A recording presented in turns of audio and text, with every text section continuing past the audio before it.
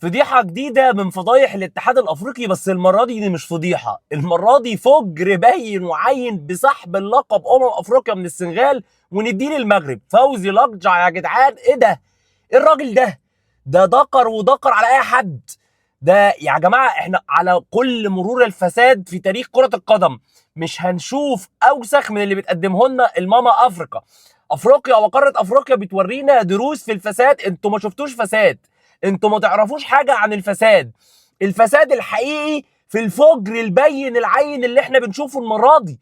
والمفاجاه عشان تبقى عارف، خد بالك ان مراقب المباراه بتاعت المغرب والسنغال، عارف مراقب المباراه كان مين؟ مراقب المباراه هو احمد مجاهد. ايوه احمد مجاهد، رئيس الاتحاد السابق ورئيس اللجنه الخماسيه ورئيس اللجنه مش عارف ايه، هو احمد مجاهد المصري. هو كان مراقب مباراه مصر والسنغال. السنغال او مصر والسنغال بقى، احنا عايزين نعيد الماتش احنا كمان، عايزين نعيد الماتش احنا كمان، وعايزين نلعب برضه، وعايزين نراجع بقى الماتش بتاع الزمالك بتاع السوبر بتاع ايمن منصور والحكم اللي طلع مرتشي واتسجن بعد كده، عايزين نعيده. ما هي خلاص يعني الرخص والفجر اللي احنا بنشوفه في افريقيا. قالوا احنا كنا زعلانين من انه بيعينوا لنا حكم عيسى سي، وكنا زعلانين ان هم بيقولوا لنا اخبطوا راسكم في الحيط وبيعينوا لنا حكم مغربي. احنا بيتعين لنا حكم مغربي في ماتش العوده مع الترجي. زعلانين ايه يا جماعه؟ احنا اصلا فوزي لقجع فوق الجميع. فوزي لقجع يعني بصوا يا جماعه، انا هعمل اللي انتوا عمركم ما تخيلوه وعلى مرأى ومسمع من الجميع. اقسم بالله احنا الفيفا لو بتراقب اللي بيحصل في افريقيا هتلغي نشاط كره القدم من الكره الافريقيه. يجب الغاء نشاط كره القدم من الكره الافريقيه، ده الحل الوحيد. يعني الحل الوحيد للفجر اللي احنا بنشوفه. احنا بنشوف يا جماعه حاجه مفيش عقل يستوعب. يعني لغايه دلوقتي انا طالع اعمل الفيديو ده، انا بقول لك اهو، وانا حاسس ان الموضوع هيطلع كذبه ابريل، في حد بيهزر. يعني احنا يا بنهزر حتى البيان اللي نازل من الكاف، لا في حاجه، الناس دي بتهرج، البيان ده خرج بالغلط، الناس دي بتعمل مقلب. رامز يعني هيطلع، دي المفاجاه اللي عملها لنا رامز في اخر رمضان عشان البرنامج بتاعه ما كانش اقوى حاجه وكان مغطي عليه الكاميرا الخفيه بتاع تميم. فالموضوع هيطلع كده كاميرا خفيه، هيطلع رامز عامل مفاجاه في حاجه، يعني في حاجه رامز هيطلع مستضيف لعيبه السنغال، يعني في حاجه انا مخي مش قادر استوعبها. احنا ازاي وصلنا للفجر ده؟ الموضوع تخطى كل حدود المنطق والعقل والقوانين واللوائح وكل حاجه كل حاجه. انا بتخيل اصلا الاستئناف بتاع المغرب على العقوبه، او الاستئناف كان على العقوبات اللي جايه على لعيبه السنغال فيتسحب منك البطوله وتروح للمغرب. المغرب بعد ما المباراه تم استكمالها، بعد المباراه تم خساره المغرب، بعد ما تم تسليم الكاس، لا احنا هناخد الكاس نديه للمغرب. ايه؟ فوزي لقجع قال كده. فوزي لقجع قال كده، وفي راجل تونسي موجود برضو في لجنه الاستئناف، والمغرب تحكم. المغرب تحكم، فوزي لقجع يحكم. الفجر والفساد وصل بيه الامر ان الموضوع مش هيبقى نتيجه جوه ملعب ولا نتيجه جوه مباراه، لا ده انا هغير نتائج مباريات، انا هسحب بطوله من منتخب كلنا شفناه وهو بيكسب عشان اديها او اهديها للمنتخب اللي انا بنتمي ليه، عادي جدا زي السلام عليكم. مفيش افجر من كده، مفيش فجر بين علنا كده، قوه رهيبه. واللي عنده حاجه يعملها، اللي عنده حاجه يعملها. وبعدين بقى دي صادره من مين؟ دي صادره من الكاف، يعني صادره من الاتحاد الافريقي اللي هو المفروض اللي هم المسؤول الاكبر عن البطوله.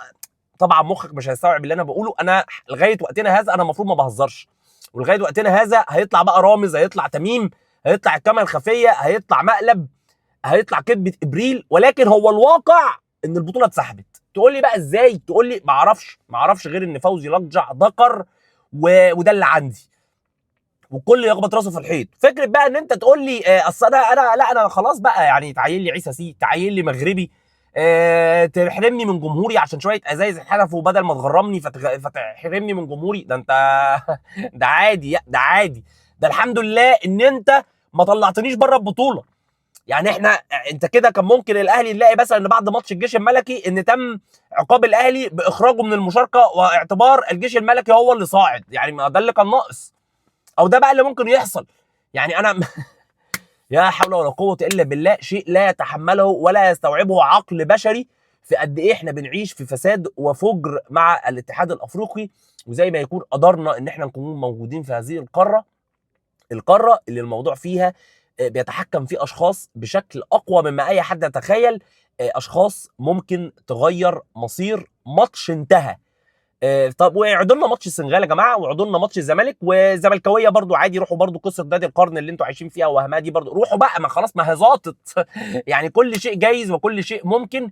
احنا بنعيش اوسخ عصور كره القدم في الماما افريقيا اللي عمرها ما هتبطل تفاجئنا وتورينا قد ايه ان الفساد او كلمه فساد دي كلمه صغيره، المفروض يتم اختراع شيء جديد. كلمه فساد دي كلمه صغيره، كلمه فساد دي ان حكم زي حكم ماتش الاهلي والزمالك في سوبر الافريقي يطلع مرتشي، ده فساد. ان هو الاهلي احرمه من جمهوره، ده فساد. الاهلي عايل له حكم انا عارف انه ده فساد. الاهلي وايد انرامه، ده فساد. ده فساد. لكن ان انا باخد بطوله من منتخب كسب بطوله قدام عينينا اديها لمنتخب تاني، ده مش فساد يا جماعه، ده موضوع تخطى مراحل الفساد، دي حاجه اكبر من كلمه فساد. كلمه فساد نفسها لو انت جيت قلت لها هتقول لك يا ابن اللعيبه، يا ابن اللعيبه دي جت على دماغك انت عملتها ازاي؟ يعني انت عملتها ازاي؟ انت الشيطان نفسه لو جبت الشيطان كده وقلت له هيقول لك يعني ده مين اللي وسوس لك بيها؟ يعني الشيطان واقف في الركن البعيد الهادي عمال يسقف، بيسقف لكل المسؤولين عن اللي احنا بنشوفه ده. انتوا يعني الفساد ده بالنسبه لكم ده هو ده قمه العدل، الفساد بالنسبه لكم قمه العدل. احنا النهارده بنشوف فجر وعهر في القرارات لا عمرنا هنشوفها ولا هتشوفها غير في افريقيا، الماما افريقيا. لا حول ولا قوه الا بالله. ولكن يعني هنقول مش المفروض نقول ايه؟ المفروض نقول مبروك للمغرب. يعني مش عارف والله العظيم. اكيد هيطلع مقلب، بس انا حاليا ما بعملش مقلب، هو المقلب يطلع معمول فينا كلنا. خلينا نشوف. سلام.